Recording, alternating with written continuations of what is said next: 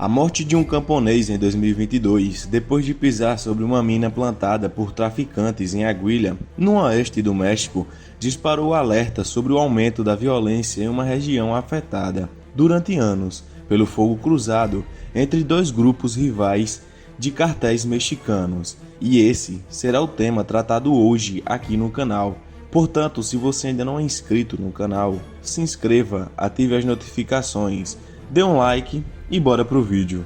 O incidente registrado no município Bastião da Cartel Jalisco Nova Geração, e onde nasceu seu líder Nemesio Oseguera Cervantes, o Mencho, está longe de ser uma ameaça pontual.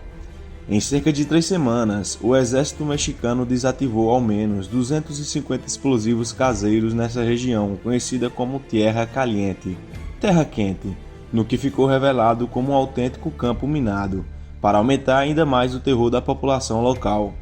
As chamadas minas antipessoais, que lembram as táticas adotadas em países com grandes conflitos armados, somam-se ao arsenal dos cartéis mexicanos, que aumentaram seu poder e diversificaram suas armas até contar com muitos armamentos usados por militares e exércitos em guerras. O crime organizado agora utiliza minas artesanais em trilhas e drones carregados com explosivos. Então, ou você presta atenção onde pisa ou no que está sobre sua cabeça, diz Gilberto Vergara, padre de Aguilha, resumindo a situação.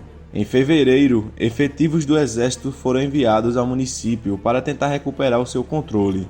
De fato, à medida que a violência aumentou no México, os grupos criminosos adotaram na última década um enfoque cada vez mais militarizado em suas táticas e, sobretudo, em seus armamentos.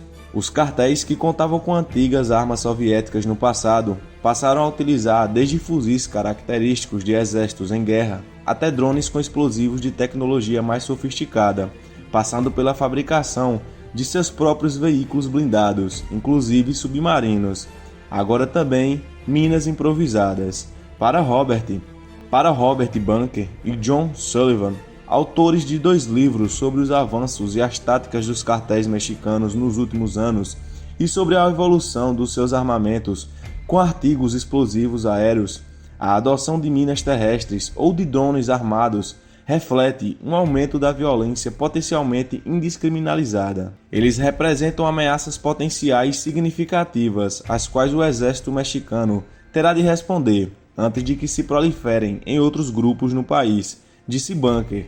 A Secretaria de Defesa do México, que enviou efetivos para desativar as minas em Michoacán, mas não obteve resposta. Segundo autoridades militares citadas pelo jornal El Universal, foram encontradas na área minas fabricadas de forma caseira, localizadas a cerca de 150 metros uma das outras. Estavam escondidas não apenas fora das comunidades, mas também em seu interior. Em um comunicado em 9 de fevereiro, a SEDENA afirmou que conseguiu restabelecer a transitibilidade e a paz social em Aguilha. Após o envio de soldados ao município, a secretaria disse que a ação teve a finalidade de realizar operações para fortalecer o Estado de Direito na região, sem, no entanto, mencionar a descoberta das minas. Apesar do anúncio do Exército, entretanto, o prefeito de Aguilha, César Arturo Valencia Caballero, foi assassinado menos de um mês depois. O presidente mexicano, Andrés Manuel López Obrador, disse ter havido progresso na região. Abre aspas. Estamos trabalhando há meses, porque toda essa região estava tomada, trabalhando com programados sociais, e estamos avançando. Pessoas já começaram a voltar, colher os seus plantios, estão se inscrevendo nos programas de bem-estar. Entretanto, continua existindo tensão, afirmou. Mas afinal de contas, como eles conseguem essas armas? Os especialistas consultados situam essa evolução de militarização das armas do crime organizado no México no momento em que o Cartel do Golfo, anos atrás, empregou pela primeira vez ex-soldados profissionais como parte dos Zetas, seu antigo braço armado. Na avaliação do Bunker e Sullivan, fundadores do site Small Wars, jornal El Centro, de análises de conflitos e grupos criminosos na América Latina, aquilo foi o detonador para que, quando um cartel tentasse sobreviver e competir contra grupos rivais, optasse por reforçar suas unidades usando armamentos de nível militar. Isso resultou em uma revolução militar de cartéis, que ainda continua, afirma Bunker. Há 3 possibilidades para a origem dessas armas. Primeiro, de nações diversas, como da América Central e outras partes do mundo. No passado, os cartéis mexicanos obtinham armas e arsenais e governos centro-americanos, como rifles de assalto, lançadores de granadas, metralhadoras e armamentos antitanques. De um mercado ilegal mais distante, chegavam as armas de grau militar produzidas em países como China, Rússia, Coreia do Sul ou África do Sul.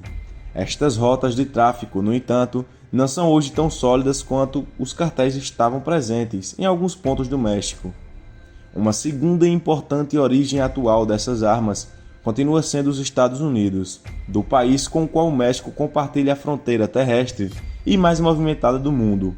Procedem milhares de rifles Barrett calibre 50 ou fuzis semiautomáticos utilizados pelos quartéis, que são comparados por intermediários naquele país para depois serem introduzidos no México, escondidos dentro de veículos. Segundo dados do governo mexicano, a cada ano são traficadas ilegalmente mais de 500 mil armas a partir dos Estados Unidos.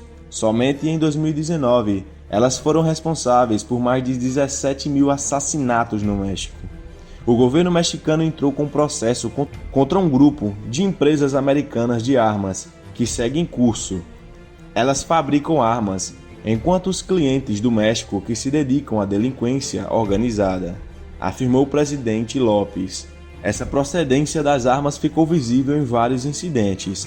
Durante a fracassada operação para capturar, em 2019, Ovidio Guzmán López, filho de Joaquim El Chapo Guzmán, foram identificadas armas como o cartel de Sinaloa, como fuzis de assalto AK-47 ou metralhadoras como a Browning M2, calibre 50, uma das mais poderosas e utilizadas pelas infantarias dos Estados Unidos. Uma terceira origem dessas armas, porém, é o próprio México. Segundo Bunker, os cartéis tinham obtido armas de policiais militares e funcionários corruptos do governo.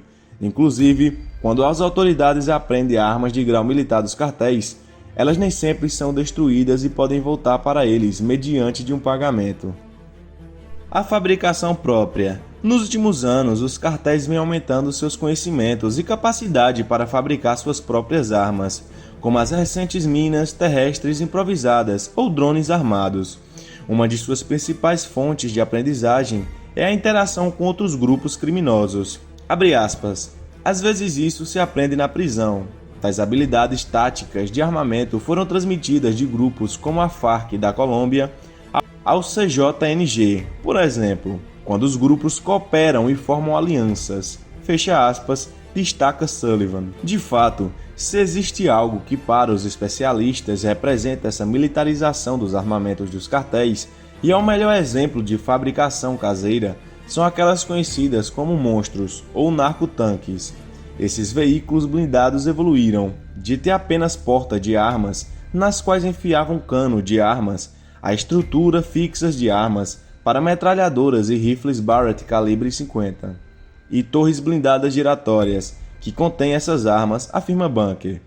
Outra mostra desse poderio é o uso de drones, que passou de uma utilização como artefato explosivo, improvisado de detonação pontual para um elemento com capacidade de bombardeios aéreo. Em janeiro, um vídeo gravado a partir de um drone CJNG permitiu ver o momento em que um objeto lançava várias bombas sobre um acampamento em Michoacán, das quais as pessoas fugiam aterrorizadas. Poderio do CNJG, o grupo liderado por Mencho, é hoje considerado o cartel mais avançado em termos operacionais em sua corrida armamentista. Assim mostram os vídeos em que eles exibem, sem pudor e em plena luz do dia, sem cobrir os rostos, parte de seu equipamento. No ano passado, integrantes do grupo desfilavam em tanques caseiros por Aguilha, entre gritos de puro pessoal de Mencho.